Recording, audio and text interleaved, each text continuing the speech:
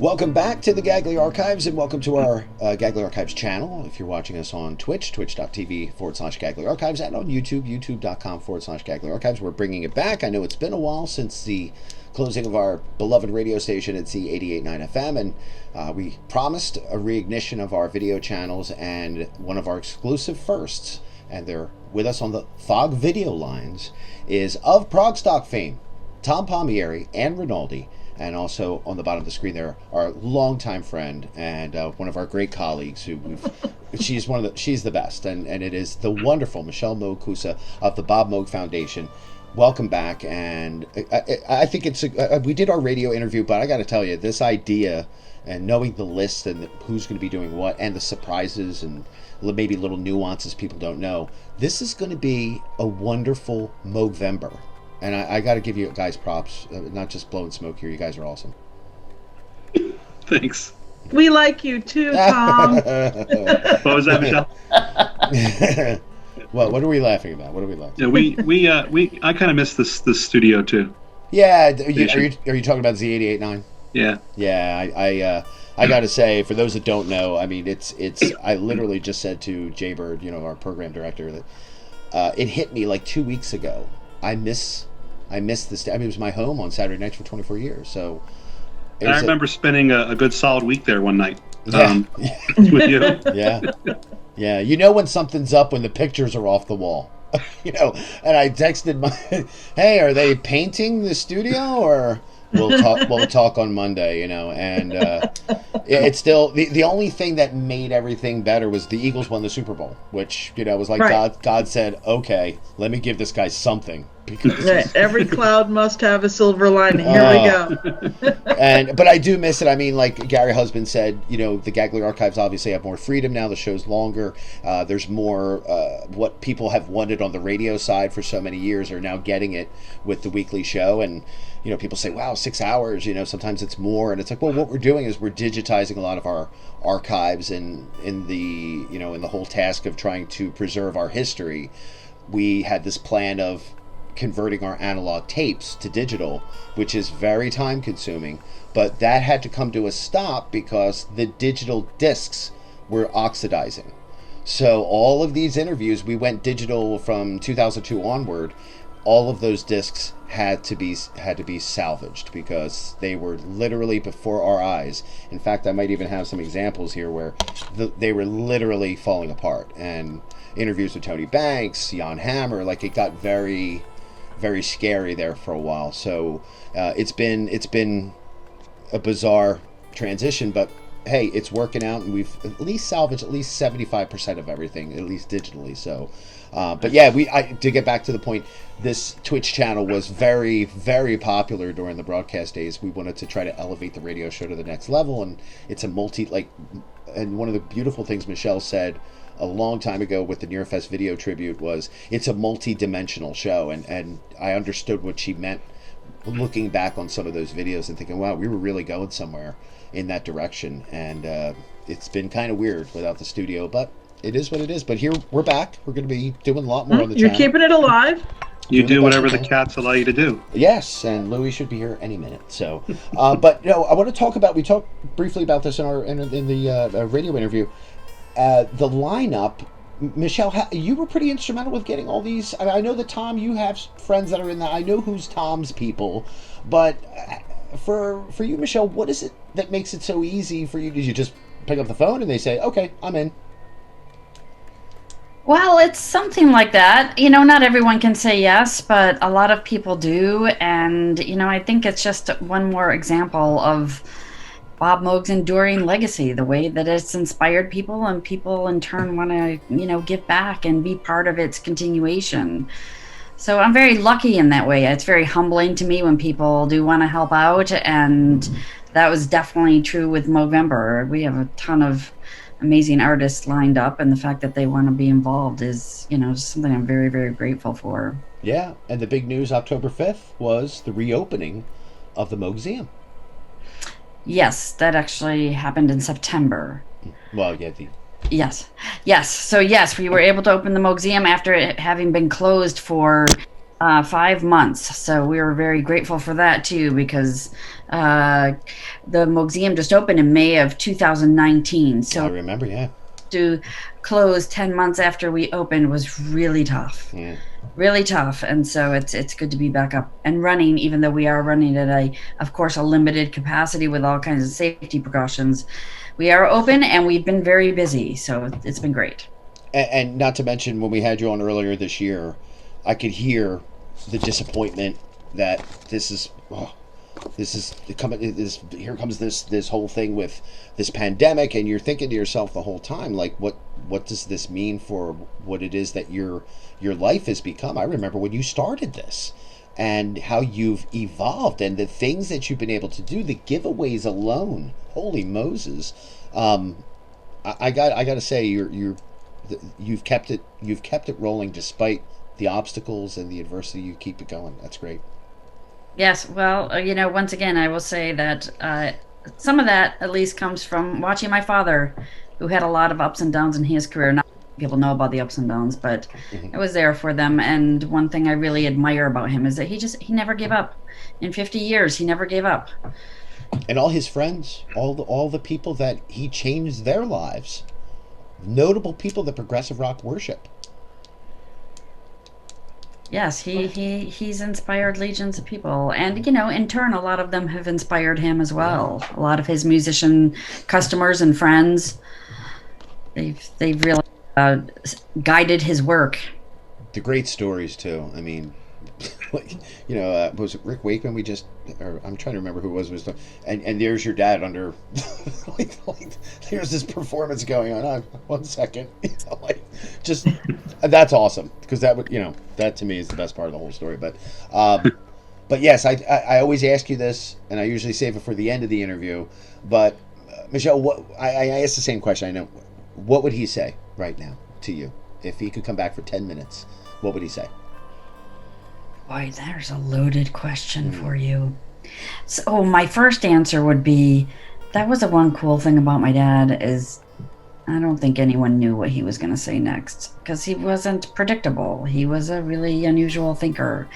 So I'm not sure, but I suspect he would say, just don't give up, kid. Let's keep going. Let's keep going. That's awesome. I know my mom would say, what the hell is your father doing now? So, I always wonder sometimes what would these people say now, to, like in your situation, he's got to be happy. I mean, super thrilled that all of this is paid off. It always comes full circle. Everything comes to fruition, and look at this now. Look at we talked about in the radio interview. You're targeting younger generations, which is so important. It's not just something that made some weird noise. This is inspiring younger people. I see it. I see it on the website. I see the look on the kids' faces. I mean, you have to. That's a special place that you went to come up with that idea. Yeah, well, one of the things that kind of concerned me is that we all, including little kids, have access to this incredibly high level of technology that allows us, if we wanted to, very easily delve into synthesis at a very high level without understanding what the foundations are. And the foundations of any discipline are really important, so we wanted to kind of help backtrack that a little bit so that kids would really understand it, and that's where Dr. Bob Sound School came from. And it also turns out that using sound to inspire kids is a really powerful vehicle to get them engaged in the process of discovery and creative thinking, which, the whole world needs more of that. So we're really grateful that it's been as successful as it is, and we're looking forward to growing that program outside of our local area, and hopefully the funding from Moogvember will be a next step in helping us do that.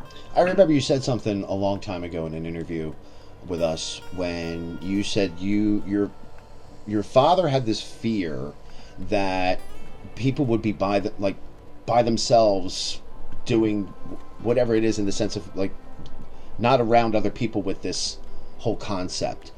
And that really made me think. Like, there's always like at least one thing I'll ask any of our guests that what resonates. That resonated with me. That he knew back then. Well, That, I think what he was recognizing, someone asked him if he had any concerns about the future of electronic music. Now, keep in mind, this is probably 20 years ago. Easily, yeah. And his one response was, what I'm worried about is the technology is getting more, accessible to a point that people are making and listening to music in isolation. Yes. And if that continues, we will lose a valuable cultural resource, because bringing together people around live music is incredibly important to our culture and to us as human beings.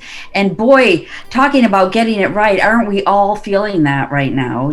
That we I know exactly what you mean. I know we person, but we're doing the next best thing here with Moogvember. Is gathering that community around us. And he recognized music as that transcendental language. It brings people together. And if there's that kind of powerful language, we should be using it to come together. There's nothing more important than human beings coming together. So, and I would also say, especially right now. So. Right. No, and I got to tell you, this Moogvember lineup, we talked about it briefly in the radio broadcast, but for our audience here on the Gagley Archives video channel here, that this lineup is absolutely amazing. You go to our Facebook page, facebook.com/Gagley Archives, and or in this instance, you can just go to facebook.com/Progstock and look at the events section.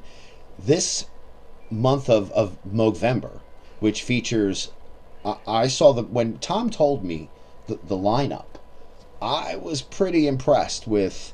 I know that when they're new bands and new artists, I'm okay with it, but I often wonder, because I'm playing their music before anybody knows who they are. I often wonder, is this going to transition to the same kind of response if, it's so-and-so, a well-known artist. And the mix that, Tom, I got to tell you, the mix of new and established is phenomenal, this list. Yeah, it's a team effort. We all three of us on this screen worked together very hard. We had throughout it, we had our ups and downs. We had some near misses. We had some circumstances where people wanted to but just couldn't. And we'll revisit some of those. I think if we want to continue this a little bit further. But yeah, it's this is definitely a team effort. And I know Michelle likes to attribute the success of her reaching out to people to her father and her father's legacy, but the fact is that when you talk to the people that come to do these things for the Bob Moog Foundation, what you hear from them is that they're doing it because of Bob's legacy, but also because of the hard work that Michelle is doing to preserve that, and the hard work that she's doing to educate the next generation of musicians and just the next generation of humans in the art of sound and the art of music. I used to be a teacher, rode to school on my dinosaur, but when I was a teacher, I taught math and technology, and some of my most successful students were the ones that had a good solid foundation in music. The two things go together. Yeah. So it's always important for me to see that children are getting a good solid music education as part of what they learn as young people coming up. I know that it'll give them a better foundation for academics, but it will also give them a better foundation for life. And that I was telling you earlier, Tom, that I wanted to mention how we came about inviting the Bob Moog Foundation to Progstock, the physical Progstock in 2019. I came into working at Progstock in 2018 and helping Tom as a co-producer of the festival. And we made it through that year, holding on tight. So after that year, we started, brainstorming. Well, what other things can we do to make Progstock unique? Because 2018 was the year that we brought in Paul Whitehead for the first time, and that brought a new engagement, a new element to Progstock, having a resident artist on around and painting to the music. But what we wanted to do was bring in some sort of nonprofit organization that the festival could support and work with. And, we tossed around things at the time. We had our production manager had just had a massive heart attack. So we tossed around things like the American Heart Association, but then we thought about it, and the Bob Moog Foundation just made so much sense for us. It just goes hand in hand with the whole preservation of this genre of music that Progstock is all about. Absolutely makes perfect sense with what Michelle is doing at the Bob Moog Foundation. And the MOOGSEUM as well, yeah. Yeah, so just such a logical partnership. And then, Michelle did agree to come, which was fantastic, and set up camp at Progstock 2019. And we had a sponsor, Rigel Kent Security up in Canada, a friend of the festival, who sponsored the Bob Moog Foundation Park, which was the arts park across the street from the venue, where Robeone, one of our Moogvember artists and the patron saint of Progstock, set up his gear and set up some gear that Michelle brought up with her. Yeah, you don't know of many saints that have the last name Schindler. Yeah, well, No, don't. It's kind of a famous movie. Yeah, though, there is. Kind of contradicting. That guy was pretty good too. Yes, he was. Yeah.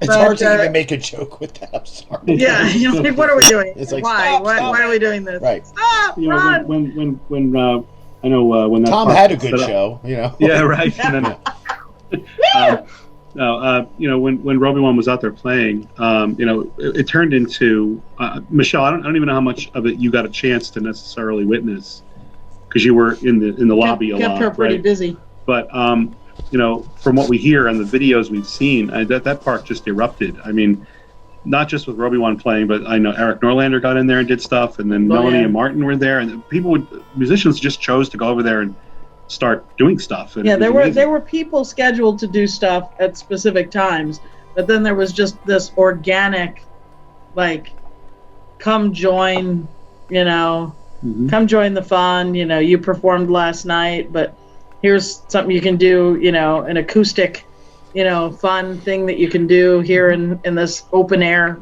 venue. And people latched onto it and had a great time. So, in some sense, I'm kind of glad, sort of, that this year's festival went virtual and was indoors the whole time because of it, because the weather was bad for what would have been our weekend. Yeah, it just rained the whole time. It was a good year to be inside. Yeah. And not to mention that if there really was a Progstock this year, I wouldn't be able to go. I threw my back out, so I was literally in a neck brace for about a week, and I thought, geez, can you imagine if there was a Progstock? That's not much different than last year's Progstock, Tom. Yeah. And unfortunately, it's getting worse, and it's like, you try to ignore it, but it's. Progstock always like, really just I'm is here, Progstock really just is an annual attempt to kill Tom Gagliardi. Yeah, and driving a Jeep doesn't help either sometimes. No. Like bad marksman, we keep missing our target. Yeah. Oh yeah. So, but the list of artists, and I got to tell you, I want to talk about this first weekend, and just for those that may be new to the broadcast or may not. I mean, unless you're under a rock and you have no idea what's going on with the radio show, you haven't listened in 2 years. This event that has become part of the virtual series, I have to say, it has gotten, from an outsider's viewpoint, each thing you guys have done has gotten stronger and stronger. It was almost like what Ann did with the name Uncanceled, the Uncanceled. It was almost like a light bulb went off. It was. It was. I actually saw the light bulb go off, and I was wondering, what the hell was that light? And this one's like, maybe we should do that. It is not a Tuma. No, but seriously though, there had to be some inspiration with that, because then the virtual series became a mainstay. Now it's become, and I got to ask you this, from when we first had you on to talk about it, is it what you thought it was going to be at this point? I mean, are you getting the reaction that you were like, oh, I don't know, but how do you feel now? Almost entirely very positive about it, very optimistic about it. Like, it's been good reaction to it, good feedback, some constructive as well that we could use to improve a few things, which we've done. You know, we made it a point from the very, very beginning that we kind of have like a couple of tenets that we follow, and the first and most important one is the audio quality has to be top notch. Sure. And we've been fortunate, I think, that we've gotten things to work well, and been able to get musicians where they need to be, when they were not necessarily very experienced with it, to get their audio really high quality. You know, we've had a few foibles here and there, and they're learning and growing pains as it were. But that's what we strive for. And then video is kind of secondary. Although now that we've gotten this under our belt a lot, and through the virtual festival that we did in 2 venues, now we can kind of get good quality on all of it, or at least most of the time we can, within the conditions that allow for it. But we've gotten some good constructive feedback from people on the quality of things where we can fix it. The only thing I worry about, we have an audience that we've been curating and building over the last few years, and it's been growing, not as fast as we'd like it to, but we've been trying really hard. Are you more impressed now? I'm a little worried, to be honest, because not really what I was looking for, but go ahead. Well, I'll tell you why. I think people are still trying to figure out. I don't mean this is not meant to be belittling or downplaying. People still have to figure out what to do with themselves. Mm-hmm. I mean, they're stuck in whatever their local situation in their community requires them to be stuck in. Some people are still figuring out what to do with their work life, their personal lives. The pandemic is still raging in places. There's things, and people have a lot to worry about. So as much as we always thought, hey, sitting at home, why not have some entertainment to make a somewhat replacement for not being able to go out and see live music somewhere? Make it as easy as possible. Sit on your couch, watch it at home, listen to it at home. It works for a lot of people, but it also doesn't work for a lot of others, because people are busy trying to figure out what to do with their lives, and this might not be a priority. So, I think it's cut both ways. This whole, it's cut every way, quite frankly, because no one wants to be in the situation we're in right now. But our attempts to make this a suitable replacement for being live at a show, it has not yet reached the point, I think, where a large legion of fans are doing it. We think it's growing. I will say the positive thing I feel right now is that it is growing. Since we restarted this in early August, we've had a couple of really big shows, and then through our festival, about 20 days ago now, 3 weeks ago, it's been growing. Bless you. But I think we got to figure out some more ways to get people to have an easier time joining these things. We're doing our best to make the artists that we bring and the shows that we produce when we make them happen out of whole cloth interesting enough for people to come and see and put a little bit of money down to see. And that's part of what this is. I mean, Moogvember was a way for all of us to come together and how can we up our game, all of it, right? And I want this to be a new jumping off point for us to only get bigger from here, all of us. Yeah, but I have to say that one thing that I have really enjoyed about the Uncanceled Music Festival, continuing into the Progstock virtual series, the Prog Day event, which was fantastic, virtual Progstock, and now Moogvember, is that there are people from parts of the world that would never be able to come to Progstock. Yes.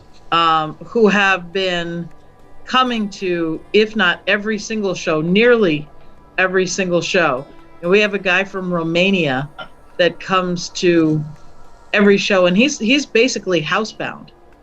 So he's never gonna get on a plane and come to Progstock. But this is his outlet. He is just eating this up, absolutely loving it. He's all over social media talking about it, inviting me to all these prog groups, European prog groups, on Facebook that I didn't even know existed, that we're now advertising in. He's fantastic, and there are several people from all around the world, and it's fun for the artists. Actually, the origin of this, you probably noticed that a few of the marquee artists are doing what I call bookend shows, one at 4:00 and one at 9. Right. The origin of that is 4:00 Eastern U.S. time is pretty ideal for Europe. 9:00 Eastern U.S. time is pretty ideal for Japan. Yeah, or California. Yeah. It's the morning Sure. on the other side of the world, But in Japan and Australia, it's 10, 11 o'clock in the morning. Yeah. And so it's accessible. And so what we've done is we've created shows that are obviously accessible in the U.S. It's Saturday, 4:00 in the afternoon is perfectly reasonable.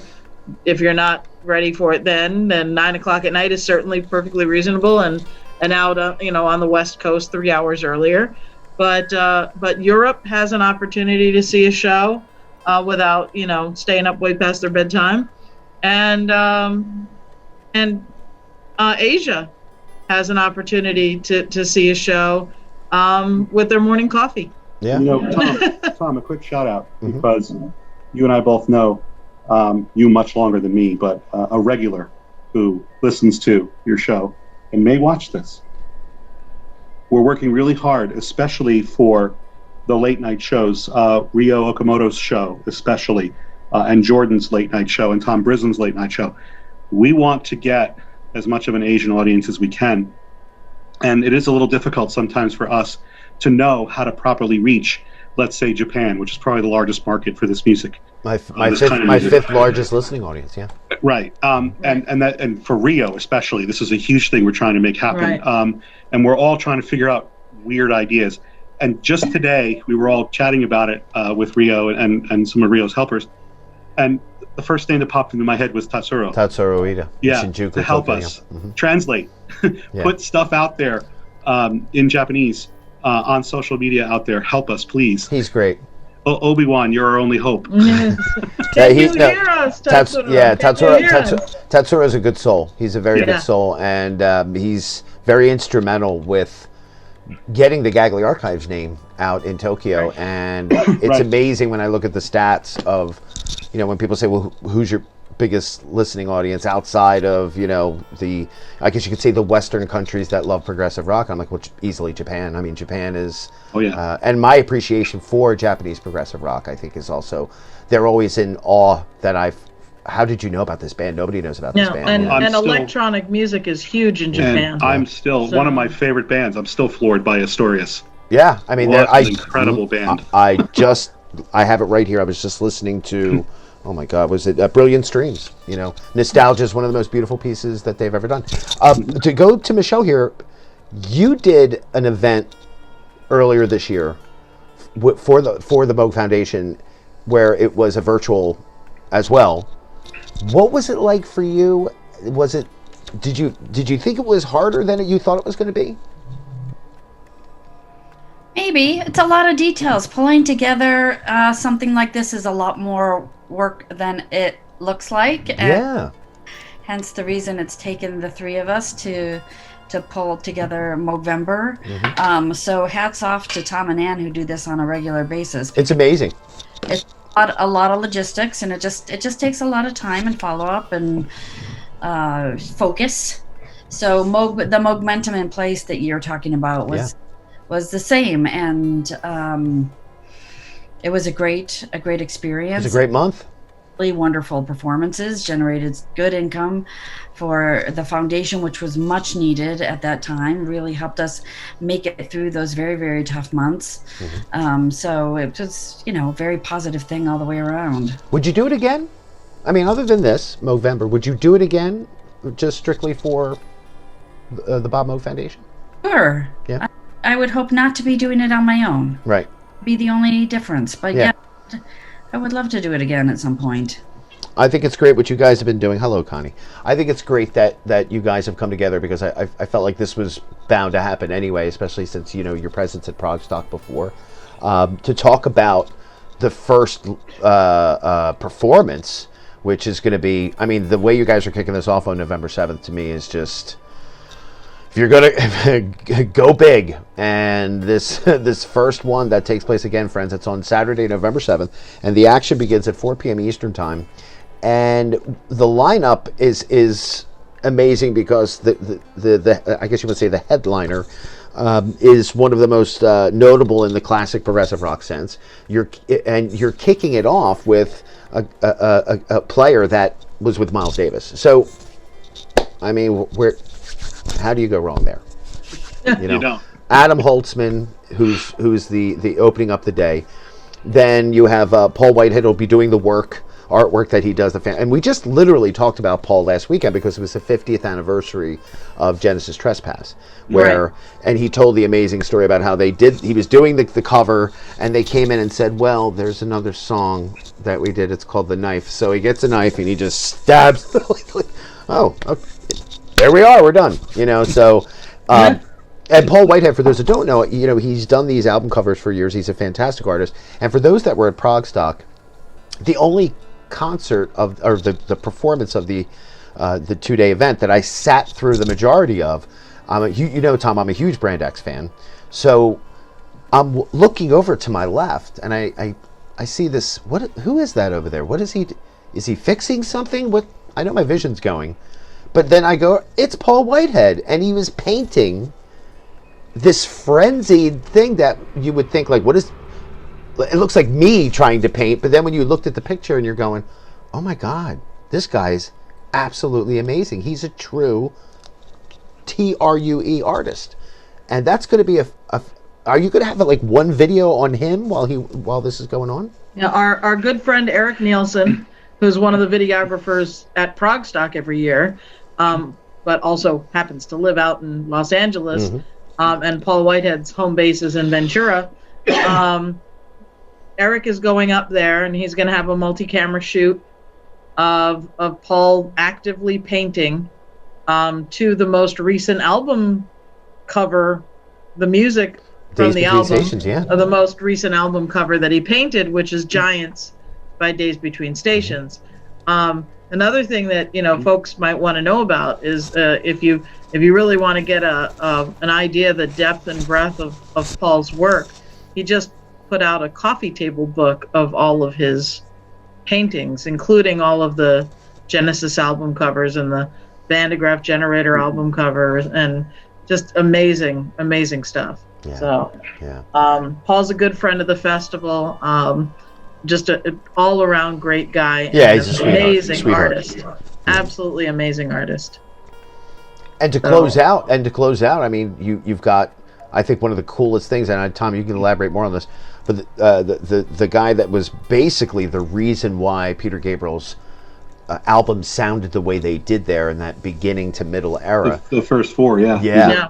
And for those that were at, and I'm not going to spoil this, but for those that went to the first ever Near Fest, it was almost like we were being schooled in, and you got to remember, my gateway into progressive rock was Peter Gabriel when I was 12 years old, and listening to those keyboard tracks, and for those that went to the Near Fest Progressive Rock 101 class, I guess you could call it, was this amazing way that he showed you the songs but here's what it really sounded like.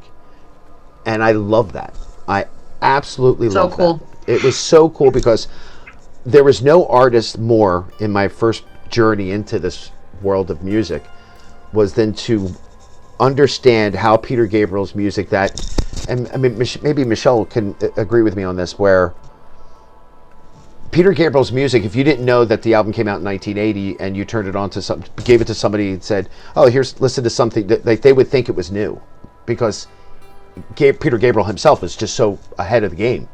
I mean, you can listen to the Up album, and it sounds like it came out like a week ago.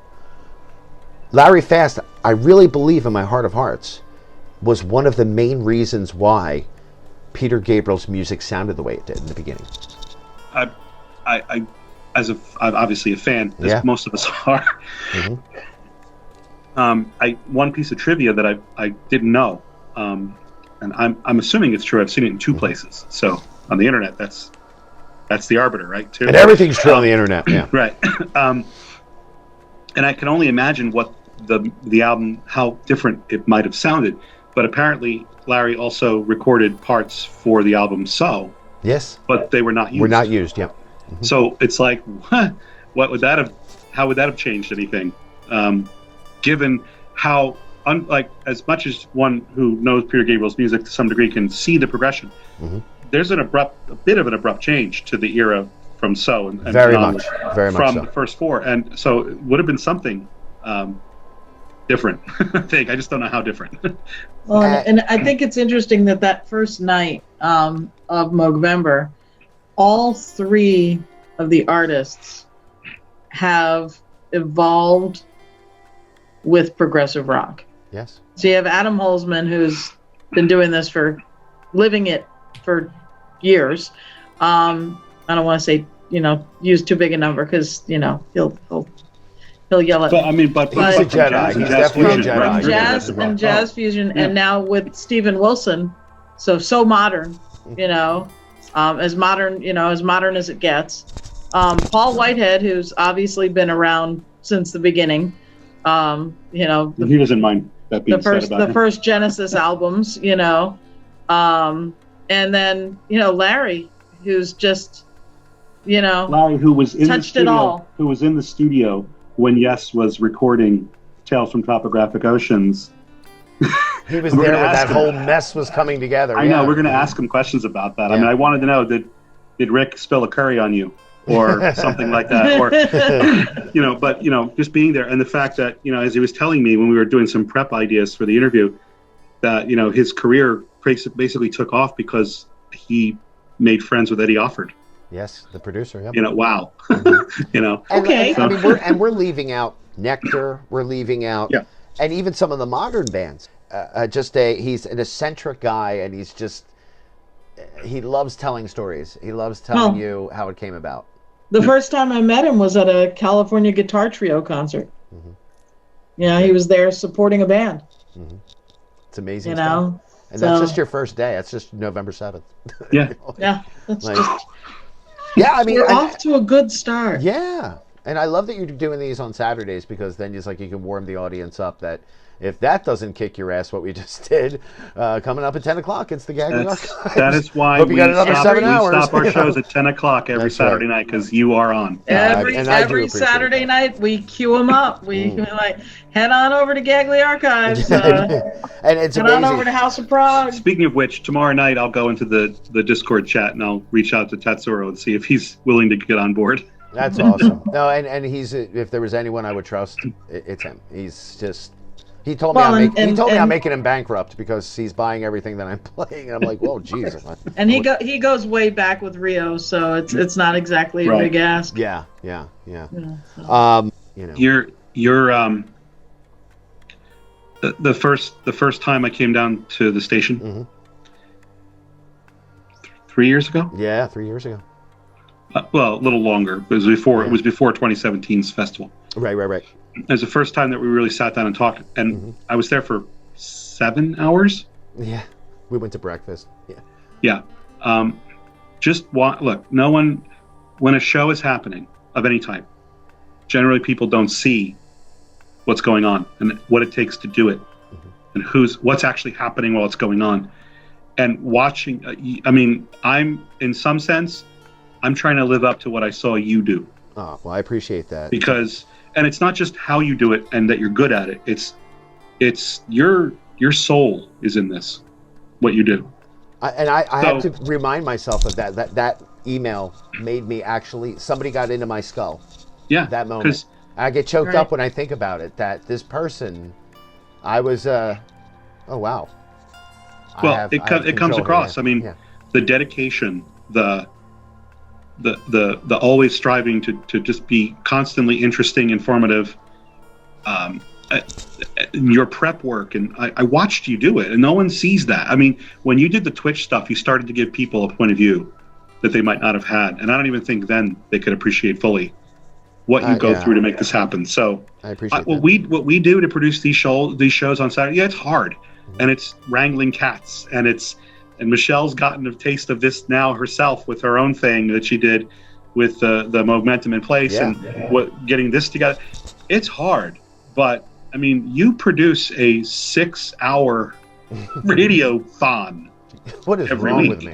What is wrong with you? There's a lot wrong with you, but well, to me, it's interesting. The obviously the pandemic changed the way that Tom and I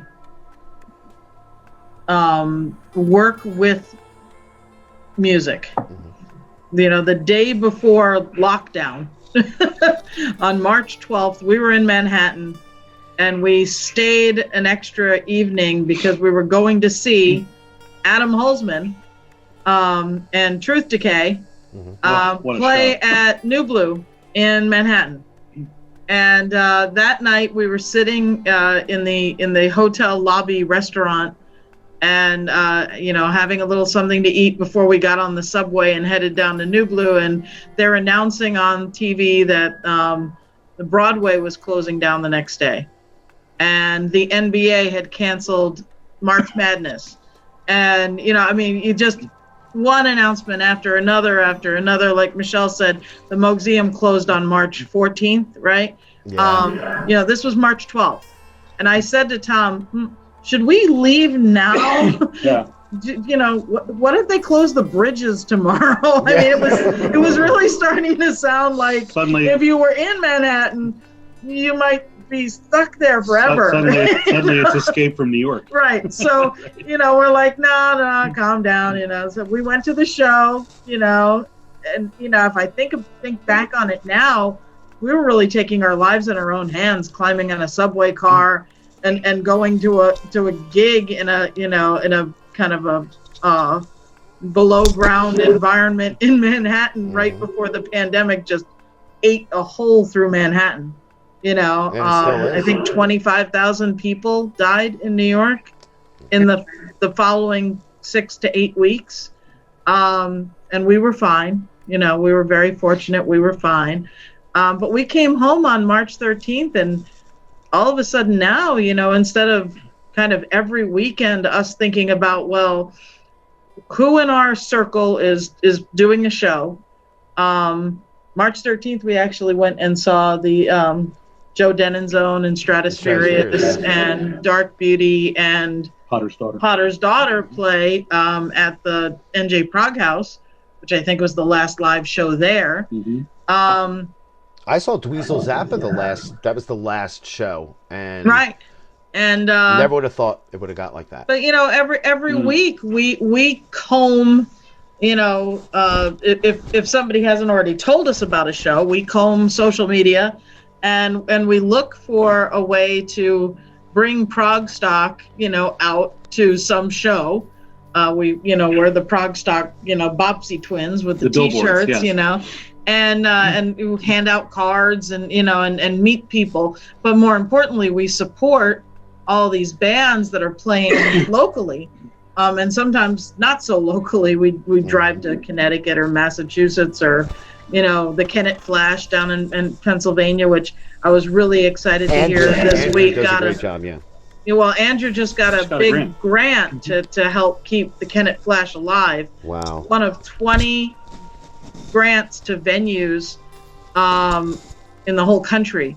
Like the Hotel Cafe in LA got one, and Soho in Santa Monica got one, and Kennett Flash got one. Wow. And it's huge, if anybody deserves it, it's so thrilled for Andrew. Interesting. Because he deserves it. He absolutely deserves it, But, now, immediately I saw the Uncanceled Music Festival gearing up in April, and I said, okay, this is a way for me to support UCPAC.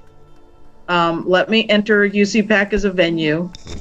This is a great way to support our home venue for Progstock and get a little bit of money into their coffers, and keep some artists on stage, even if it's virtual stage, which then dovetailed into doing virtual Progstock every Saturday.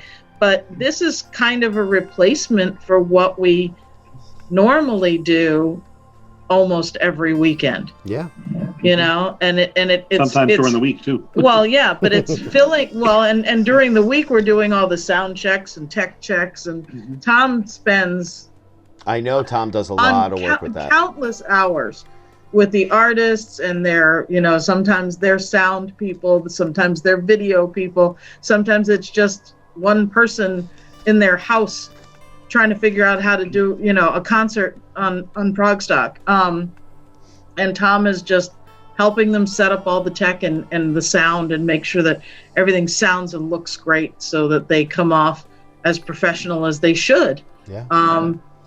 And one of our big tenets is that we want the shows to be live. Sure. And we want them to mimic the concept of going to a live show. So if you're not there, if you're not watching that show, granted you don't have to leave your couch, so you don't have to get in a subway car, you don't have to get in a bus, you don't have to, fly across the world. You don't have to pay for expensive concessions. You're not paying $15 for your beverage, but you have to be there at that time on that day to see that show. There's no other way to see it. Mm-hmm. And that's part of the thrill of live music is I was at that show. And we've gotten feedback. I mean, look, we get feedback all over the map, positive, right. Some negative, some constructive negative. And one recurring theme, it doesn't happen everywhere because a lot of people get what we're trying to do right off the bat, but it's, why aren't you like such and such streaming site that lets us view it anytime we want on demand? And we could do it like everyone else, but we have a vision with this. Right. It may not work for everybody. It's okay. But this is, you go to a show and you make the time in your calendar. Hey, I'm going to go in the car. I'm going to that venue. I'm going to fight for parking. I bought the tickets ahead of time. I'm going to that show because I want to be at that show. Something's going to happen live, and it's going to happen. I know it's not amongst people in the same room, but at least you're in a chat room. At least you can you can communicate. And when it's done, you were there, and others weren't. And that's the whole notion of going to a live show. So, and I've said this before.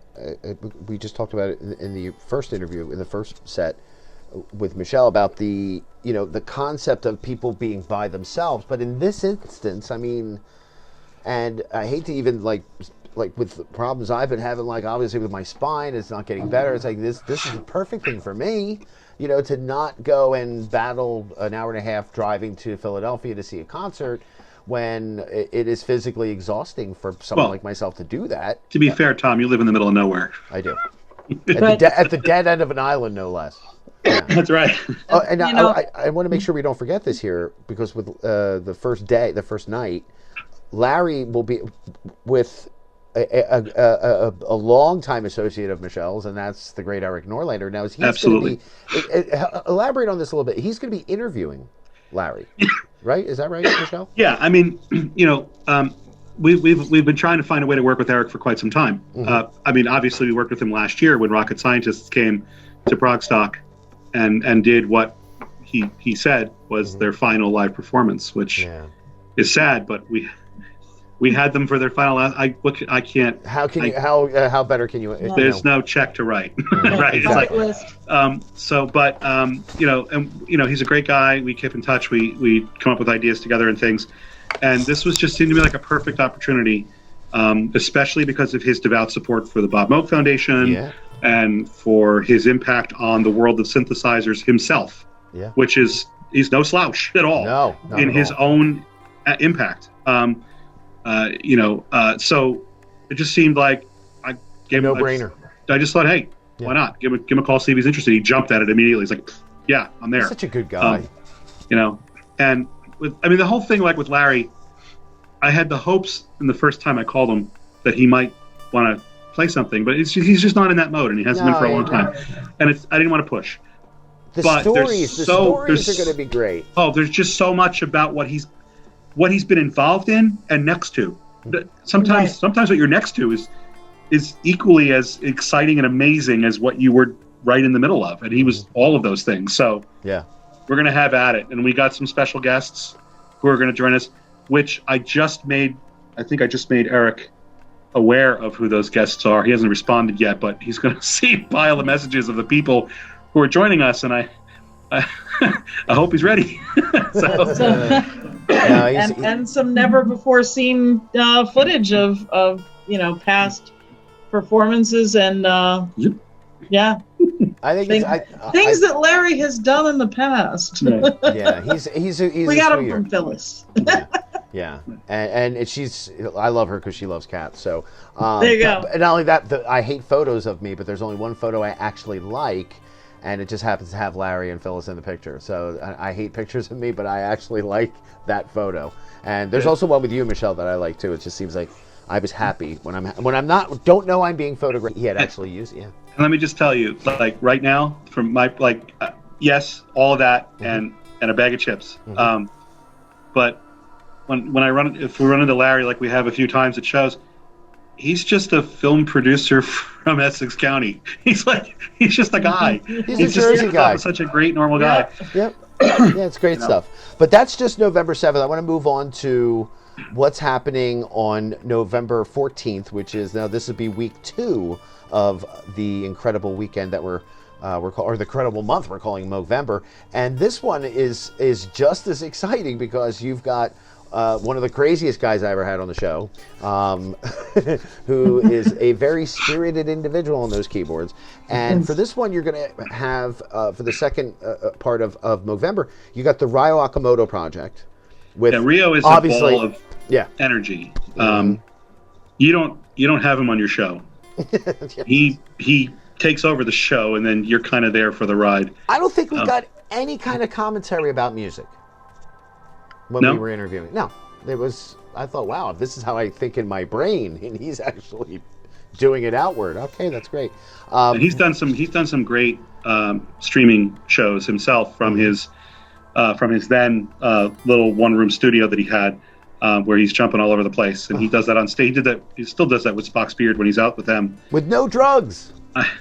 Amazing. Yeah. He's the Robin Williams of Prague. I want that adrenochrome. No, that's not even funny. No, but this band he's put together, let me tell you, the first of all, the Ryo Okumoto project is going to be basically doing covers of classic progressive rock artists. It's going to be King Crimson and UK and Genesis and all, and done so expertly by an all-star band. And of course they'll cover Spock's Beard. Why not? They're classic as well. And the people that he's put together in this band are amazing. And one of them specifically I want to mention because he's such a good friend of ours. And I personally, have a good personal history with him that goes back to at least 6 years ago, because he was the original playing bass player for the band I used to manage years ago, Circuline. Yeah. And that's Matt Dorsey, who is an incredibly gifted multi-instrumentalist. He's going to be playing guitar and bass and singing, which he does everywhere he plays. He's just amazing. Yeah. And he's just a lovely human being too. Good person. Very, very good person and a great friend. It's going to be really great to see him again perform in this fashion. And Ryo has been for a while now working with the drummer Jonathan Mover. Anyone remember Saigon Kick? And GTR. I mean, just go down the list. Yeah. Yeah. Right. So, and Jonathan apparently runs a studio from which he does a lot of live streaming shows out there in LA, I guess. Yeah. And this is also important. They're going to be doing it at that studio, and that studio is suffering just like all other places are. And this is a great way to bring attention to it. So I think that's going to be great as well. And he's got Eric Madsen, and he's got his wife Keiko singing. So this is going to be great. And that's we're just talking about the headline. We haven't even talked about the beginning of it. That's right. I mean, you've got a staple to Progstock in Rachel Flowers, and then you have, and I don't mean to laugh at the name, Robeone. Elaborate, please, on this. Well, with Rachel, there's not much more to say, except, in fact, Michelle, you yourself have had many such situations where Rachel's been involved in things that you've run or whatever. She's the one I have no words for. It's just... Yeah, same here. I just sit back and watch and listen. There's nothing else to do. Genius quality. She's amazing. Watching her at Progstock, the after show, and I come from a family of musicians, and my father being a jazz musician, when someone knows when they really are hearing the music, they're feeling the music, and the recall in her head of the nuances of compositions that any Keith Emerson, she was able to not only I have no words really. Nobody impresses me the way she did at those junctions. I got to tell you. Yeah. And last year, I don't know, some people know this who were there. Tatsuro knows it very well because he was there. We timed Progstock 2019 last year, or I should say it was timed right adjacent to the Gentle Giant fan convention. Perfect timing, by the way. Which was run last year by our good friends Alan and Amy Benjamin from the New Jersey Prog House, and they timed it. We all worked together, so that's why for Progstock through the weekend we had some great,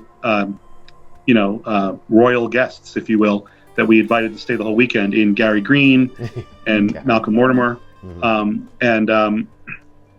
but the Gorg event that took place for the week almost before Progstock in Rahway. Rachel was there for a couple of days of it, and in the big jam performance that had Gary and Carrie Manier and Malcolm up there, she's up there playing keys with Carrie, and they're doing just stuff you'll never hear again. And she's up there, she starts to play Proclamation like it's 75 now. We're listening to stuff. Just amazing. It's just... She's just incredible. And I remember when Keith Emerson gave her, like that, brought me to tears. That he was so blown away by her, and I mean Michelle would know the story far better, but it was definitely a beautiful moment. And she's so humble, and she just loves to play, and to hear her do Tarkus on the piano. And it was like, no offense to Keith Emerson, but dude, she just kicked your ass. But I mean, it's a different universe for her. Yeah. It's a beautiful, beautiful thing to watch. And I thank you. I thank you for letting me see that. She literally lives and breathes music. Mm-hmm. She dreams. Not just progressive rock either. No. She dreams in sound. Mm-hmm. And she sometimes wakes up in the middle of the night and just has to put something down. Amazing.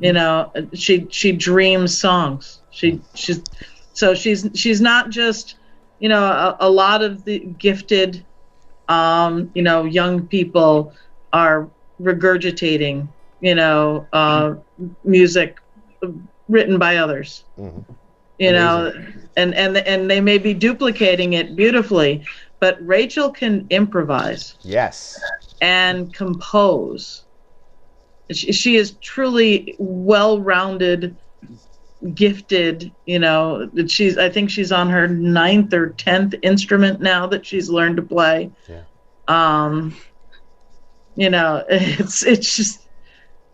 She's working on Chapman's stick right now, I believe. So she's just amazing. Absolutely amazing. And there are those. Rachel is an adjective. Yeah. You shouldn't. You don't because nobody can come up with the right adjective to describe her. Mm-hmm. She is an adjective. Yeah. And there are those musicians like that. Rachel is definitely one of those. I know he's not playing this month, and we're trying to get him involved. But Randy Mcstein is another artist like that who can play everything he puts his mind to. In fact, our good friend Joe Didinson has always had Randy in his band playing guitar, playing bass, playing drums sometimes, and it's like Joe would tell me, if he ever picks up the violin, I'm done. You know, and just the musicians that can do that, they have it in their bones, and I envy it to some degree, but I also greatly appreciate it and want to do everything I can to get everyone else to hear it and see it. And that was what Rachel was all about. You know, I only learned about Rachel myself, but who the hell am I? But I learned about Rachel from Marty Dorfman and Rob Rutz, you know, House of Prague people, and they presented me with this woman and her music, and I'm like, okay, I got to hear it. And from that moment on, it was like, all right, will she accept coming to every festival we have? Yeah, forever. So she's invited to Progstock as long as she'll have us. She can play anything she damn well pleases. Right. Yeah, and you got on top of this incredible names we've just mentioned. Elaborate more on some of the other. We've got Chris Clark. You've got Andre's going to be. Tell our audience about November 14th. Well, Chris Clark is also a great guy. His most recent, I guess, familiar to the scene stint is being the keyboard player for Brand X. Yeah. since the reuniting of Brand X, I know they're going through little troubles right now, but Chris is still a member of that, and Percy's not in the band right now. He kind of stepped away for a while. What's that? Percy Jones stepped away for a while. Yeah, he stepped away. I think they're going to have Jeff Berlin. Yeah. Playing, so that's not too shabby. Great guest, yeah. But and Chris has also been, a friend in the scene for a while. I mean, he had other bands that he was a part of. He was part of a popular Yes tribute band in the area for a while, known as the guy who could basically play by ear Yes music on the keys perfectly. Frequently on Cruise to the Edge, he would be at the piano dueling with Tom Brislin or whoever else playing stuff. Yeah. He's known as Twiddly Fingers in Brand X.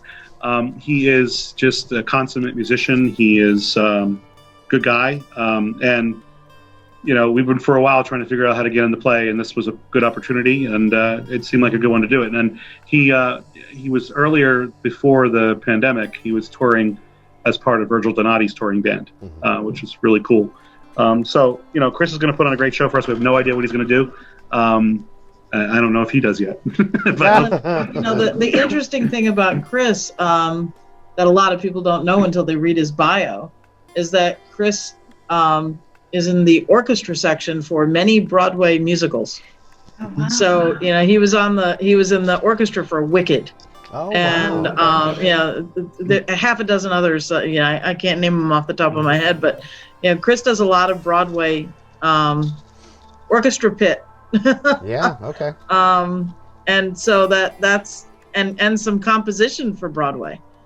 So some of the compositions are actually his. So it's very, very interesting.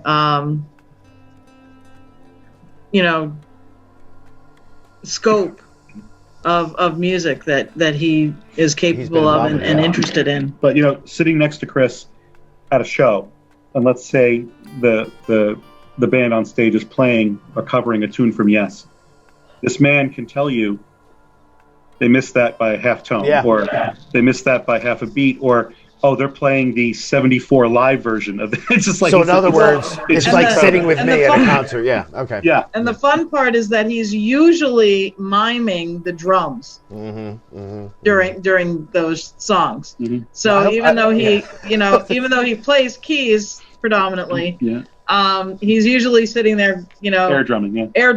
And Michelle, when we went if somebody to UK, misses a cymbal crash, he's like. Yeah, Michelle, I was just going to bring up, Michelle, I hope I didn't drive you nuts when we went to the UK concert. like, I wouldn't want to sit next to me. It's all good. No, but I understand what you mean, because I had to learn to shut up, and he would say, they're playing that wrong, but what are you going to do? But right. So you have Chris and a gentleman that you're going to talk about next here that you may not believe this. And I'm talking about Andre, but the guy that introduced him to Frank Zappa is my best friend. introduced him to Frank Zappa's music. It's a true story. Okay. And Wow. my buddy's a weird lunatic, and he goes, "Oh, you know this guy, Project Object?" And I'm going, "Of course I do. How do you know him?" And he's like, "Oh yeah, I turned him on to Zappa." I was like, "Dude." Wow. So yeah, we always get in free to the I mean, concerts. if there is, I mean, I think Andre would agree with this. If there's anything in music, in the musical past that Andre lives and breathes, it's Zappa. Easily. But so we've gotten to see Project Object a number of times, and it's always great. And hope to see it again. He's also so knowledgeable, and he's done so much. He's brilliant. He's been involved in so many things. He has been guitar tech or key tech to so many big names. I mean, he's still Steve Howe's guitar tech. He was Eddie Jobson's assistant during the UK reunion years. He's just everywhere. Well, I met him when he was tour managing Adrian Belew, the Power Trio. Right. I met him out in L.A. Yeah, he had to grapple with Adrian's guitar rig, which we've seen a few times Yes. at camp. It's a lot simpler now, but it was complex back then. And he is himself, obviously, as the leader of Project Object. He's a great musician, Very down and he loves all this stuff. So, and he regularly performs. We had him a lot during the Uncanceled. We had him a couple times during our virtual series. And I called him the other night because we had a slot that we wanted to fill, and he was like, "Yeah, when, where, And how long?" Well, he's looking forward to showing off his Moog. Yeah, and he's actually making great pains to get, even from someone else that either had something of his or he's borrowing it from, to make sure he has lots of stuff. He said, "I'm going to have stuff to impress Michelle." So here we go. So it's going to be a soundscape evening with Andre, no doubt. So that's going to be a lot of fun. And he's, by the way, and I always want to make sure I remember, and I forget so often, to shout out when people have been instrumental in some fashion, pardon the pun, or very helpful to the festival. There have been a number of times where we have called him for technical assistance, advice, helping us line up equipment or people or introductions. Andre is always there. He is a straight shooter and a stand-up guy, and Classy guy. yeah. And speaking of straight shooter stand-up guys, There's the patron saint of the Progstock. patron saint of Progstock, Right, which rounds out November 14th. Yeah, and that's and I think Michelle, you might want to borrow that term for applying it to Robert with respect to the foundation, because remind me, what did he do last year for the festival? And you? He rented a van. He's in Charlotte, which is 2 hours from Asheville, where the Bob Moog Foundation is. He rented a van just so he could drive from Charlotte to Asheville, all of our gear, all of our merch, and drive it up to New Jersey so that I could fly and not have to worry about it. And we didn't have to pay anything to ship it, which would bite into our profit selling t-shirts. And he just he's so generous. And what just a generous and gracious and really loving, selfless guy. He's just wonderful. And he can play keyboards like nobody's business. And when he does his shows, he's doing a lot on Facebook Live too. He has a room. He's surrounded by more keyboards than I think Rick Wakeman has ever been. I think he drops in from the ceiling. He has to. I don't know how he gets in there. He's literally surrounded. There are at least. I'm not kidding you. There are 20 at least around, maybe more. More than that, definitely more. And he's playing and touching all of them. It's amazing. It's not as bad like here. It's like this is like an open room compared to what he's got. Yes. Yeah. That's okay. Yeah. It's That's a amazing. keyboard pit. He's surrounded. And he's amazing. So that's going to be a great show. He actually starts the evening off at 4:00. So hopefully that will get everyone ready for the rest of the evening. So Well, and then of course we move on to the 21st. And speaking of musical geniuses and child prodigies, we have Incredible. the man who went to Juilliard when he was 10. Yeah. No, enough said. We have Michelle to thank for that. Michelle, thank you. Are welcome. Thank you to Jordan for saying yes. Yeah. And wow, we've seen how, and if you haven't seen his progression over the years, I mean, the fact that he got into Dream Theater, it was like, I mean, not to get away from what we're talking about, but it was kind of like, hi, I know that guy. I remember when he was demonstrating Korg keyboards in 1985. Right. Well, right after the Facebook posts went up about Moogvember and the fact that Jordan was playing, text messages started rolling in from the bands that I work with. Does that seriously say Jordan? Right. Yeah, it's amazing when stuff like that happens. And Ryo and Larry Fast and Adam Holzman. I'm like, seriously? Right. I'm like, yeah. They're like, wow. And Jordan is actually doing something. We had this idea that kind of organically came up. It came up in the context of an artist that we're eventually hopefully going to have play with us, because we couldn't get the ducks in a row.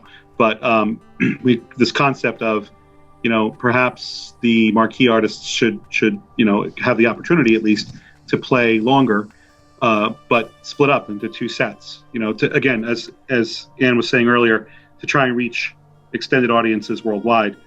And so Jordan is actually the one that we told that idea to, and he's doing that. So he'll be doing the first show of the night at 4, and another one at 9. That's awesome. And they will be completely different shows. So this is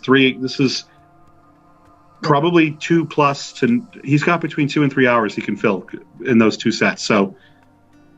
And again, go see them both. It's that live experience. For both of them, you have to be there. Exactly. You're gonna miss something. He is a show within a show. I mean, right. Yeah. And if you've never seen him play before, talk about dexterity. I mean. Oh yeah. It's incredible. I can't remember what happened on the cruise, the last cruise, but some piece of his gear didn't arrive or something, and he ended up doing they ended up just rolling a grand piano out onto the theater stage and sitting him down in front of it. That's awesome. And it wasn't what he had planned to do, but it was amazing, like, yeah. When you're So that gifted, it's like, oh, well, okay, so change of scenery, here we go, Yeah. main theater, hundreds of people in the audience. Yep. And then he popped on stage with the Sea Within on the pool stage that just did a couple tunes with them. I mean, just so versatile, so interesting, so talented. Mm-hmm. What he does for... And a really beautiful guy. Yeah. And it's kind of like what Michelle does with the Bob Moog Foundation. He is kind of doing in his own way with his streaming on Facebook, and like he talks not just about like playing equipment, recording, like people who may not know a lot of that, like I need help with trying to understand this. Jordan is that guy. And Jordan I believe he owns and runs Wisdom Media. Yes. And creates apps for kids to learn how to play instruments and music appreciation. I know Michelle loves that. Some of the best, I was floored when I figured out the connection between him and Wisdom Media, because as I said, I used to be a teacher, and our school actually used some of this stuff. Yeah. And I'm like, oh, okay. Right. Yeah. That's great. Now this, of course, this whole notion of an artist like Jordan playing bookend shows means that there are people sandwiched in between those bookends. Right. And let me tell you, the first one up at 6 p.m., when I saw this, I'm like, oh, that's awesome, because I've been supporting these guys since Gail Ellett of DeJohn Correa approached me. And you want to say the band's name, or should I say it? You can say it. Herd of Instinct is incredible. In fact, not next Saturday when we're doing a whole show of 1975 listener votes and all that, but the next week we're going to do a whole spotlight on that. And Herd of Instinct, everything they've done is incredible. So you've got a nice grab there of a new progressive rock that I like to see enforced, and you guys did a good job with that.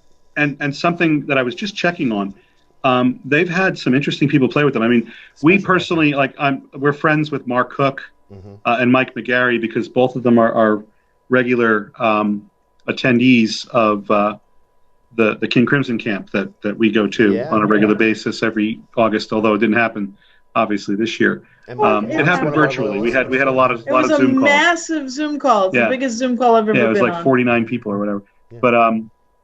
But because of that connection, I mean, they've had, first of all, they've had Adam Holzman play with them. They've had Marcus Reuter play with them. They've had, they've had Pat Nastellato. I mean, they had Jerry Morano. They had Gavin Harrison. I mean, they've had, some great people playing with them, and it's really good stuff. And they just released an album, or about to release an album, I believe. Yeah. So, when I first talked to Mark about playing in our virtual series a few months ago, it was all towards like, well, yeah, I think we can. Let us figure out how we can do the studio thing, because it was still pandemic-y, right? It still is. But then it was also, okay, but we have the album coming and we could time it. And it just didn't, the stars didn't quite align. But when Moogvember came up and we wanted to put a band into a slot, I was like, this is the perfect opportunity to make this happen right near their album release. And they were really glad to do it. So they're actually renting some studio time to go do this live from there. So I think it's going to be a great show. And Mark's a loyal listener to the radio show as well. Yeah, I would not surprised. So it's going to be a lot of fun, and it'd be great for us to see friends we've seen before in completely other settings where they're not playing music. Yeah. So that's going to be cool. And the following act, I mean, Herd of Instinct, again, incredible grab. Klauss, though, this is exciting. I mean, this is. I was a bit surprised to see that they would be on this. Well, this is all Michelle's doing, and we're glad. That's awesome. I was surprised. I'm like, oh, somebody else knows Klauss. So explain yourself. Well, actually, Ernesto Romeo, who is kind of the leader of that band, I did not know a lot about him, and then he showed up at Moogmentum, our grand opening celebration of the MOOGSEUM in August of 2019. He flew in from Argentina for 2 days. He had a 1-month-old baby at the time. And he made such a big impression on everyone who was there, said the most wonderful things, had a wonderful time. And I really got turned on to his music and his other activities too. He's a really gifted professor and musician. He's extremely well respected in South America and beyond. And he's a really important member of the electronic music community. He's also quite an electronic music historian as well. You can tell that he lives, eats, and breathes it. But his band is just absolutely wonderful. And they're based in both modular synthesis and other synthesis. And I just thought that they would bring a very exciting and relevant element to Moogvember. And one of the things that this conversation reminds me of is nearly every, if not every band from Moogvember submitted some nugget of YouTube footage. Jordan actually created a video for advertising his spot, but in the Stage It website, when you go to each of these shows, there's actually a place where you can watch a trailer. And so every single one of these has a little link there where you're buying your tickets, where you can actually watch a video from that band.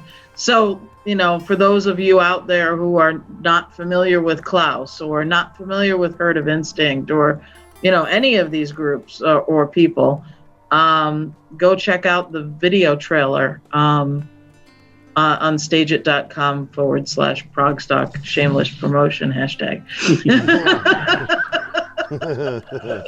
What was that again? I didn't. Stageit.com/Progstock. Yeah, that's what. Is that I only was heard that what half you were of it. wondering? I only heard half of it. And okay. Let me put one it more on the time. Let me Hold put on. it on the screen right now. Tom could actually. Stageit.com/Progstock. Yeah. Here he goes. I'm gonna really annoy everybody now. Go ahead. Talk amongst yourselves. The world of editing. So that's the 21st. I mean, that's just the 21st now. And again, There you go. You see, it's right above Michelle's head now, on our screen anyway. well, yeah, I don't see a thing, so I don't know how It's the lower left corner It's of our little video Tom's window. name There now. you go. We see it now. Once again, it is Stageit.com /Progstock. Thank you, Tom. And it's important to note that at the bottom of the screen, you will see a little button that says Next. There are more shows. Yes. It only shows the first 12. Yeah. Unfortunately, it's just it's the way it works. There are 17 shows on that page, 16 of which are part of Moogvember. Right. The first show is actually Mile Marker Zero's Halloween show, which occurs tomorrow night, and that will then go away after tomorrow night. But the 16 shows of Moogvember, it only shows 12 at a time. So you have to go to the next page to know that there's going to be more shows. So please do that. That's awesome. Yes, and I think it's time to note that all of the shows have separate ticket sales. So you have Agreed. for each one.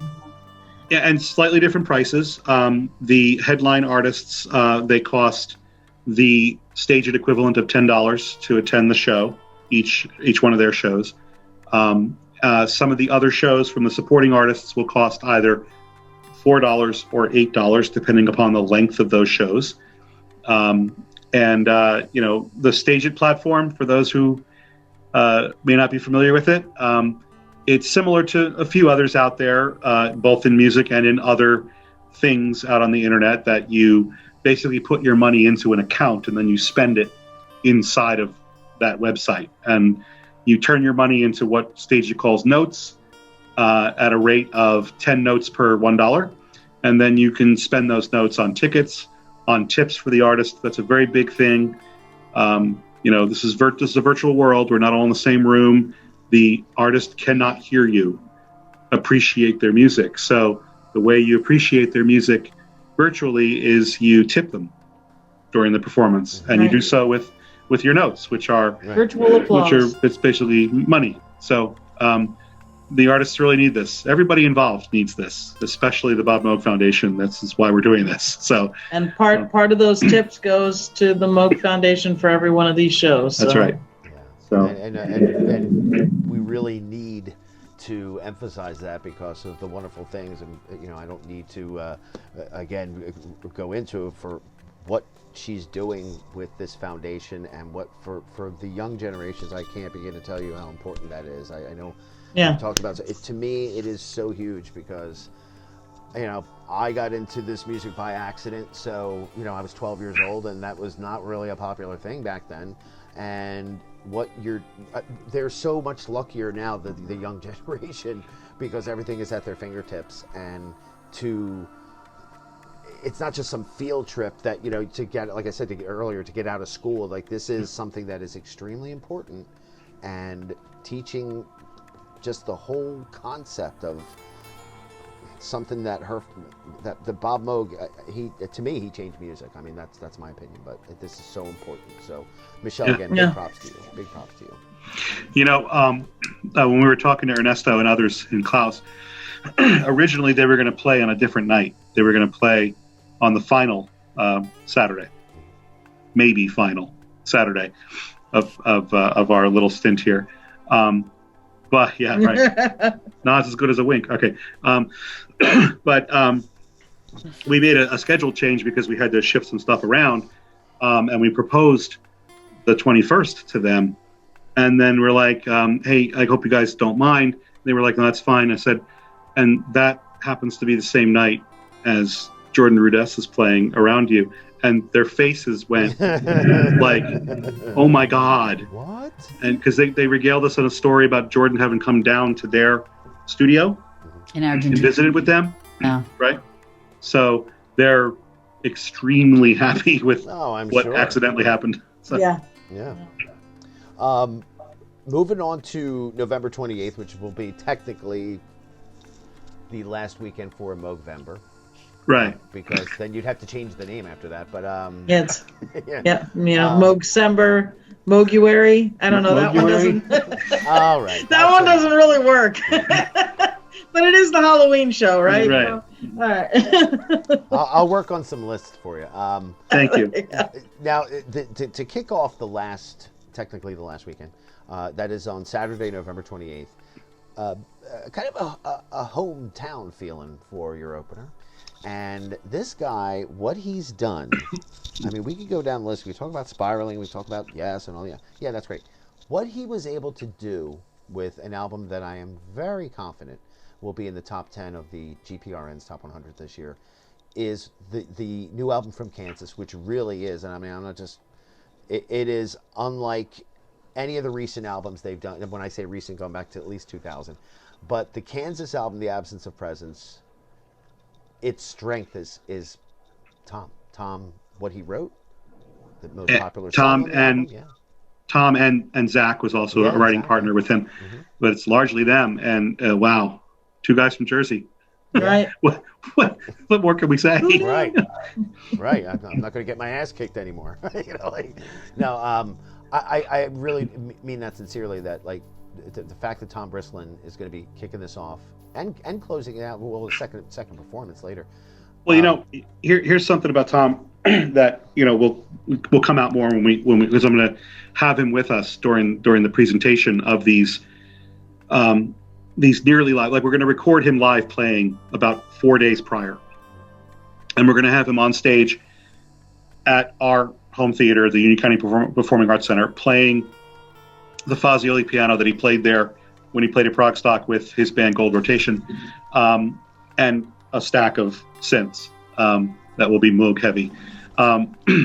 But we're going to record about 3 hours of music and then break it up into pieces and use it as part of a show that we will show parts of it and then have discussion with Tom live. And I'm hoping to pull stories out of him. He's got tons of them, right? He does. But Tom is just another one of those regular guys. Like I said about Larry, right? He's just a regular guy. I mean, he does what everyone else does. New Jersey's full of them. Yeah, and he before the pandemic, he was obviously on the road with Kansas. Very busy schedule, out every weekend because Kansas does their Thursday to Sunday. Every weekend they go out, they do their shows, they go home. They go out, do 4 shows, they go home. And so he moved himself to Tennessee, and he was living out there outside of Nashville. And that all changed. I mean, the pandemic was part of it. He came back to New Jersey ultimately, and now lives back here. But he's not all. It's been a long time. This pandemic has forced him to not be able to do a lot of stuff, so he hasn't really been in a performance mode. And he's getting ready for this, as wanting to be involved in it, of course, but also because he basically said, "What do you need?" Yeah. And we told him what we needed, Yeah. and he's fortunately for him, it was the last one of the month, so it gave him enough time. And then we talked together and just like kind of organically concocted what the show could be because he had no place to play, no studio. So we're thinking about studios, and I'm like, well, why don't we see if the theater's available? And so we went down that road, and we were able to make it all happen. So I think it's going to be really special. I don't know what he's going to pull. 3 hours is a lot. And well, I hope at the very least that the one piece that brings me to tears every time I hear it, "Hurry Up and Smell the Roses." God, you better play half that album. I mean, just the title cut alone. I mean, it gets me. It's one of those like it gets me every time. And and I'm hoping he'll tell some of the stories behind some of those songs during the interview portion of that. It kind of an interesting side note about the Fazioli. Tom was at NAMM in January, and he went. Fazioli had an exhibit at NAMM, and so he went up to that exhibit and he said, "Yeah, I've played one of your pianos in New Jersey." And the guy said, "Well, where in New Jersey?" And he said, "In Rahway." And he said, "Oh yeah, that's Fazioli, such and such and such and such. It's at the Union County Performing Arts Center." The Fazioli rep knows where every single one of their pianos is. Oh my God, it sounds like literally me. every one. They don't make a whole lot of those, and so yeah, it's been a treasure for us at our home venue to see people like Erk Norlander and Tom Brislin the first Rachel Progstock, Flowers. I was going to say the first performing artist at Progstock to touch that piano was Rachel. Yes, and she took a few minutes out of her day to play Tarkus for us On it. on the Faziola. Even the piano blushed. Yeah. Yes, yeah. I have had so many keyboardists say, "Please don't put me on after Rachel." Oh God. Yeah. please don't do that to me. Yeah. Right. I think it's great that, again, like Tom is an amazing musician, and I knew who he was, and then when he said, "Hey, can I send you my album?" and I remember Jack saying, "Hey," like he turns around, like tears coming down my eyes, and he said, "What's the matter, man?" I said, "You gotta hear this song." I said, "You gotta read the lyrics," and you know, I mean, I know I'm sensitive and I'm wired differently, but like when I saw Tom, I told him, I said, "I don't think you understand. Like, I totally got what you were saying in that song, and you know, especially because you know, when things happen in life, and you know, it kind of makes you stop and go. You need and you got to look around. And all you have to do is say the title of that song. Yeah. And it will be running through my head for at least a week now. Right now, yes. Let's have enough of that. Yeah. So It's done. Hurry up. okay. So and again, you're gonna have then following Tom's first performance, you got Rachel again, which is no not even a need to do an introduction there because Yeah. And she'll do something completely different than the show 2 weeks prior, and it will still blow everyone away. And then the last band is a band again populated with mostly friends of ours. Have you seen these guys before, Tom? I've seen. I might have seen them in concert, but I know I've watched them on YouTube. Okay. Yeah. So Joe Narduli is one of the nicest people on the planet. Joe's great. Joe's great guitar player. Mm-hmm. And it's just it's so great to work with them. So that's a nice grab at Astra.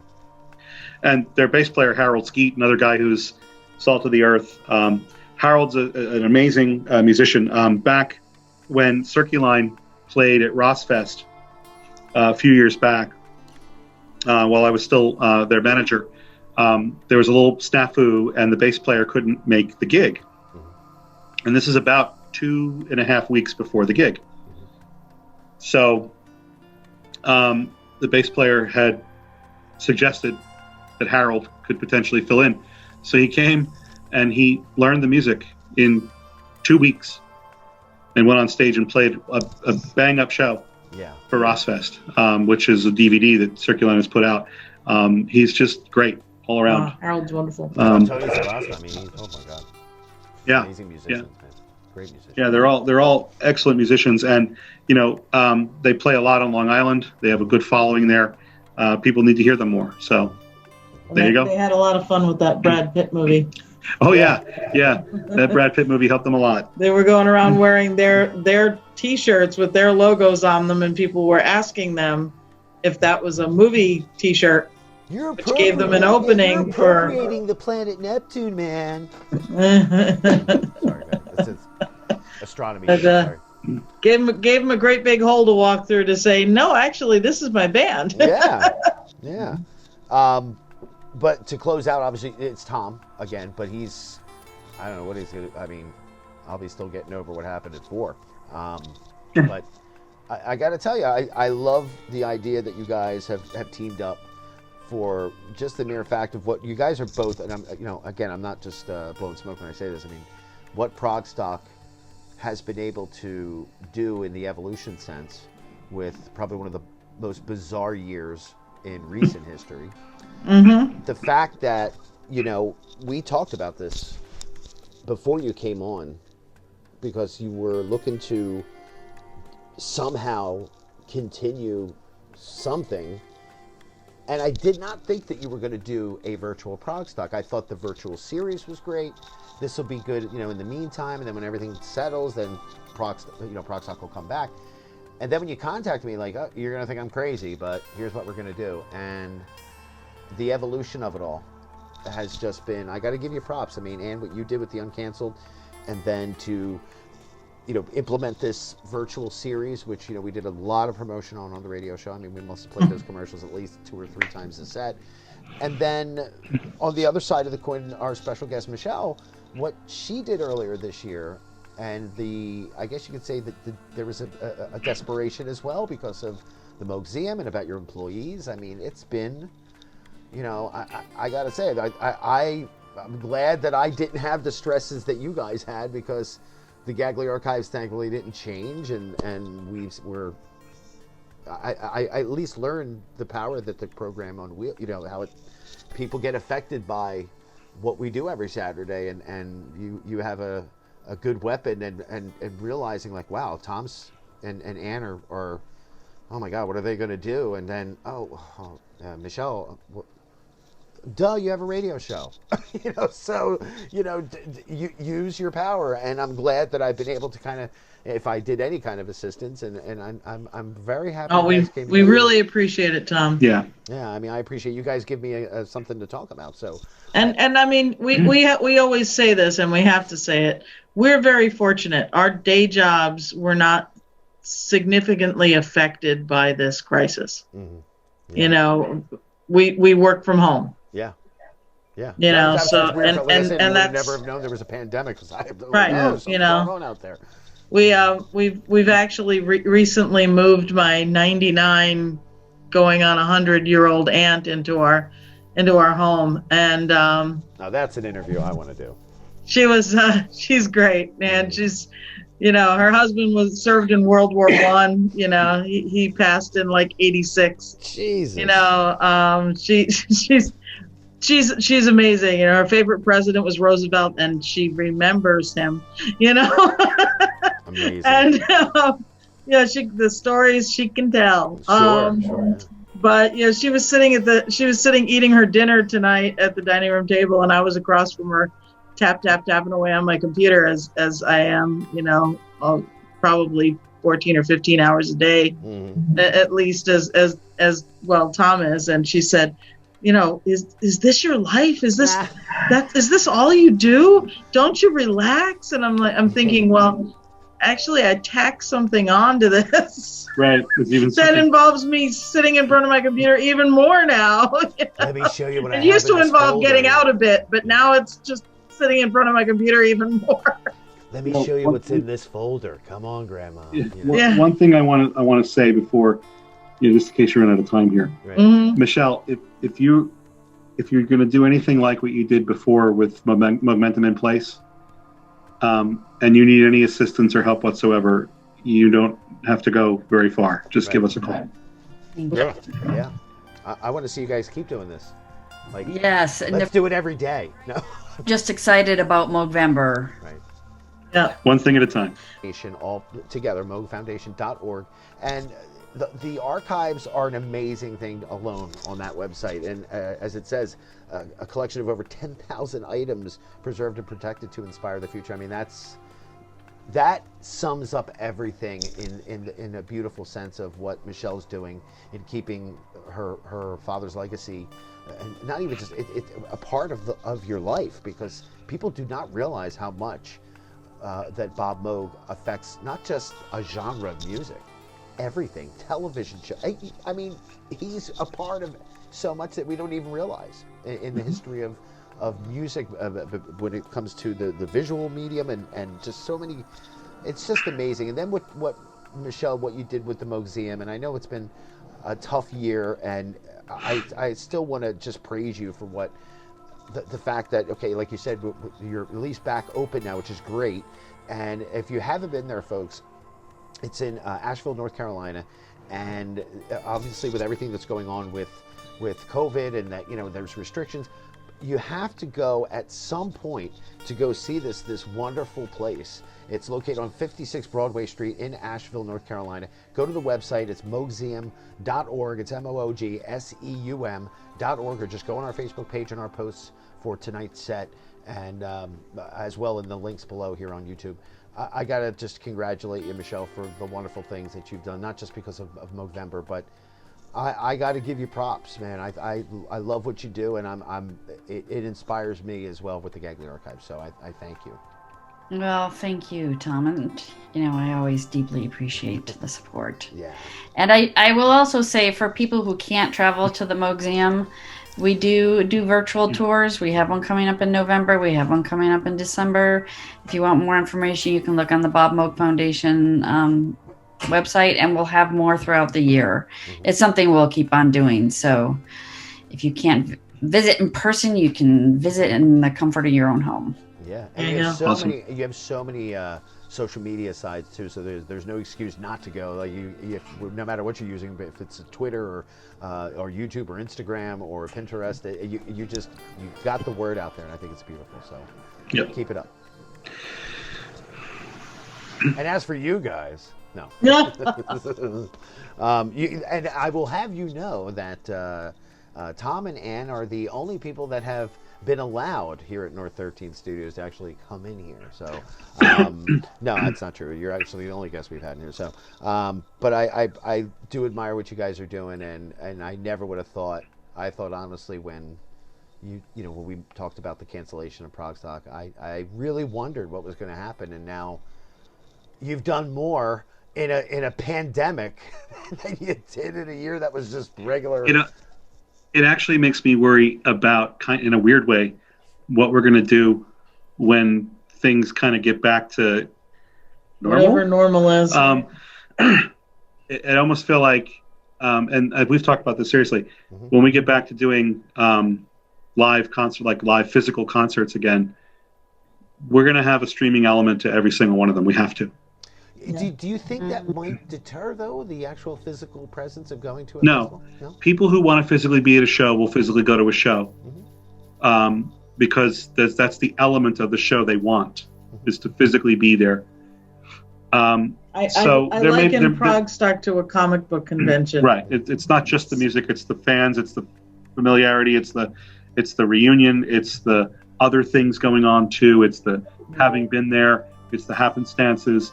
It's like going to Comic-Con, right? Or in a sense, we're trying to make it like that, that's a huge event that always delivers. But, it's maybe on the fringe, there'll be some percentage of people that say, oh, I don't have to go there. But then the I don't have to go there sentiment is they didn't really want to go. They just felt they had to in order to get to the music. So, but such a percentage want to be in that environment. And I think is going to be a little bit of a boomerang effect, like a rubber band snapping back a little bit. People are going to get out there a lot.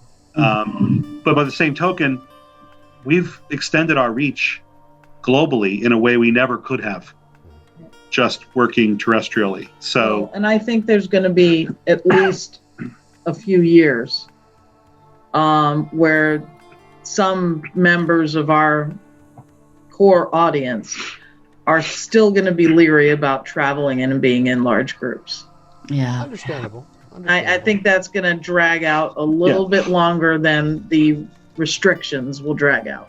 Yeah. There'll be people who can't get vaccinated, or, who knows how long it will actually take for the vaccine to be developed, and there'll just simply be people who are done with traveling. I understand that. And we want to leave the door open for those folks. And like Tom said, we've now collected up a global audience of people that maybe would never really be able to travel to Progstock, and because of that never really paid much attention to us.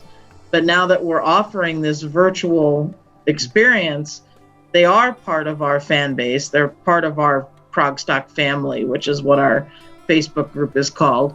And they'll want to keep joining us but won't physically be able to do that. So I think the virtual aspect of Progstock is here to stay. The challenge will be format. Yeah. For us to run a festival where sets start at 11 o'clock or noon and go until 10 or 11 o'clock at night won't necessarily work in every time zone. So, we may or may not have it impact the format. Yeah, but this works because you have a time span of the whole what you're doing throughout the course of the day on Saturday. It works for a lot of people. It works. It does. Yeah. So that to me is great. It is helpful. Yeah. Yeah. Okay. So once again, guys, I want to give you big props, and I want to thank you, obviously, for joining us here on the Gagler Archives Twitch and YouTube channel. And again, folks, it's easy to do. Go to progstock.com, or once again, what was that link? Stageit.com/Progstock. Very good, very good. And again, just like to watch you dance to that, Tom.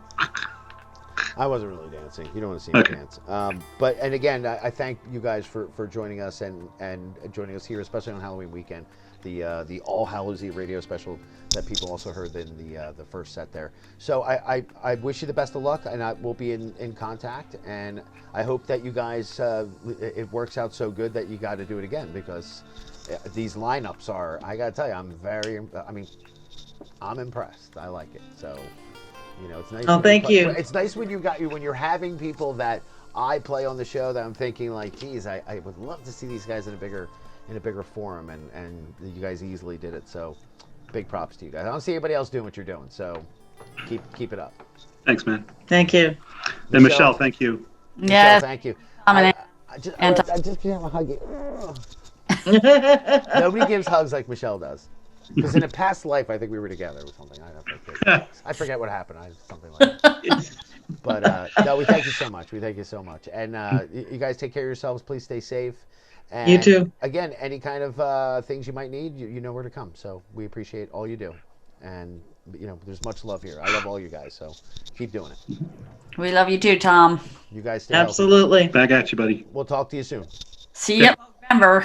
Oh, yeah. Yeah. I'll see. Well, I'll make sure I'm wearing clothes. I'll see you.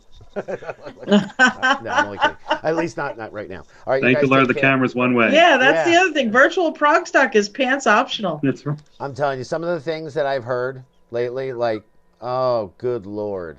Can't talk about Can't even talk about it.